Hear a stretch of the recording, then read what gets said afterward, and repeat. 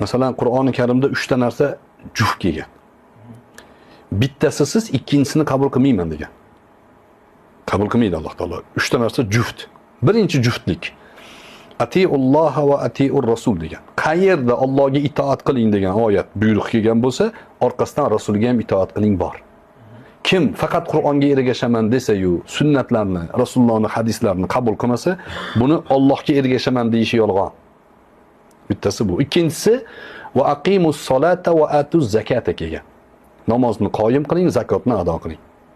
Bir kishi namoz o'qisa, zakot bermasa, zakot bersa, namoz o'qimasa, bu ikkalasi ham qabul emas deydi. Uchinchisi va qada robbuka alla ta'budu illa iyyahu va bil validayni ihsana degan. An ishkurli va li validayk degan. Menga shukr qil, ota-onangga shukr qil degan. Alloh hukm qildi o'ziga ibodat qilishlikka va ota-onaga yaxshilik qilishga. Allohga ibodat qilish bilan ota-onaga yaxshilik qilish juft kelgan. Kimda kim ota-onasiga yaxshilik qilmasdan 5 vaqt namoz o'qiyotgan bo'lsa, to bu yaxshilikni joyiga keltirib bo'lguncha u qabul bo'lmaydi.